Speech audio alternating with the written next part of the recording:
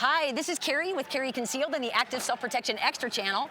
And today I have with me Ms. Laura Thorson. We are at a Girl and a Gun National Conference here in beautiful Grand Junction, Colorado, where the sun is out. Tomorrow we're supposed to have snow, apparently. No. Yes. At least that's what the weather at the airport said. Oh, okay. But anyway, I thought it'd be fun to ask you some of our instructor insider questions. So I think we've interviewed probably 12 instructors so far. Wow. And we ask them these same questions. Okay. And then we're going to do a compilation video eventually. So they air the way they come now, Nice. but then we also will do a compilation video. Okay. So come on back and we'll ask Miss Laura the instructor insider questions.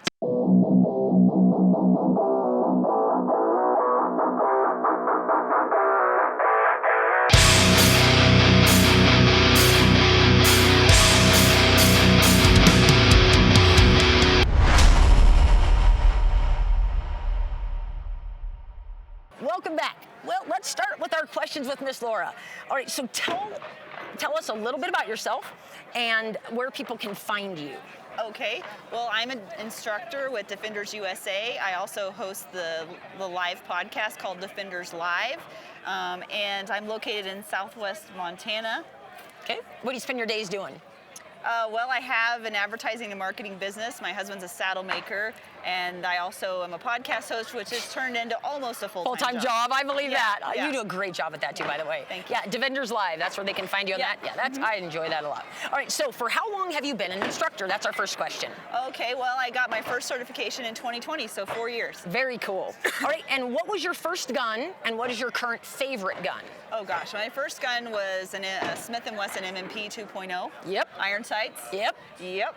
And currently I have an H&K BP9, and I am pretty in love. You got a dot on that, baby? I have a Hollison 508T on it, and Nice. I'm very happy with it. What do you think of that paddle mag release? I actually don't have the paddle, and Adam makes fun of me constantly. Okay, we need to talk. We're going to talk offline about why the paddle is superior. I know it is superior.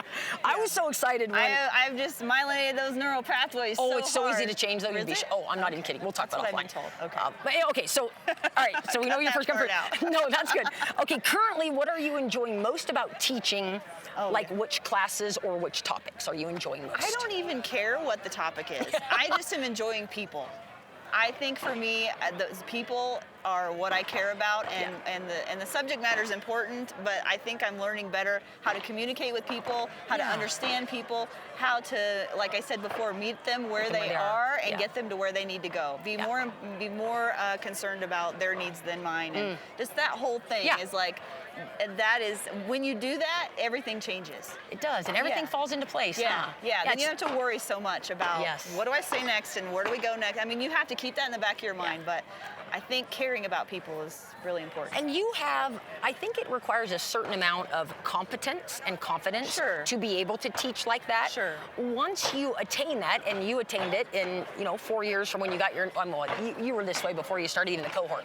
But I think I know you have the heart of a teacher. There's no question there. Thank you. And your students definitely benefit from that. But it's just neat to watch you guide them through the learning process. Yeah. And you're there with them as they go through it, which is pretty cool. Yeah.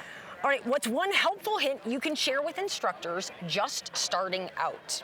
Oh, wow. So, like, what's something would have been helpful for you to hear when you just started out? Wow. I think probably a big helpful hint would be, don't be so hard on yourself. I would say being hard on yourself, whether you're a shooter or an instructor, does not do any good for you or the people that you're trying to teach or talk to. Have fun. Have fun with it, because the harder you are on yourself and the more tense you get, that just emanates through everything that you do, and it translates to your students. So the more you can have fun and look at it that way, the better off the whole experience is going to be. Yeah, and even, I don't know if you've been in classes where I've been a student in classes where someone beside me on the line is just super hard on themselves, like verbally and visually hard on themselves. Right. And man, it just feels like it leaks over a little bit. You know, I don't want to take it, but it you can just feel it. And so that's good advice. Don't be so hard on yourself. Self-aware, I like that. Because some people aren't aware that they're that way. That's so true. Self-awareness is huge. Yeah. Good stuff. All right. 2 more questions. What is the best piece of firearm or protection-related advice you've ever received? Ooh. I think it's a small thing, but a few years back, somebody told me that I needed to make sure that the magazines I carry in my everyday carry are specific to that. And my training mags are separate from my everyday carry mags. Yeah. Because we beat up our training mags, and that's okay. That's what they're for. That's right.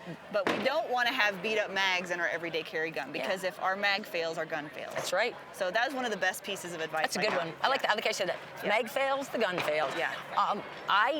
And we vet that our carry mags, right? We make sure they work well in our gun. Yep. But then we put them in a nice little place and change those out as we come and go to the range. No one had ever told me that before. And when I heard that, I'm like, it makes sense, doesn't it? Why didn't I think of that? Well, I think it's something good to talk about. Yeah. All right, last one. If you could train with anyone, living or dead, who would it be? And it does not have to be in the firearm world. It can be anyone living or dead. Ooh. That's a tough one, isn't it? That's what everybody says. Ooh. If I could train with any, do you mean a gun person? It can be gun, but it doesn't have to be gun.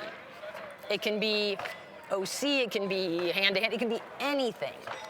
Because teaching is teaching, right? I would really like to train with Craig Douglas. Okay.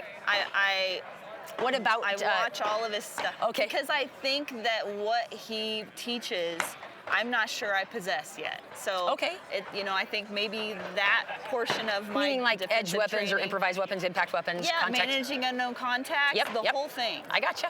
Like that's an area I don't think is touched on a ton. It isn't. And it's like maybe one of the most important pieces. Oh, yes. We focus so much on the shooting part, but we don't focus very much on what happens before that part. Yep.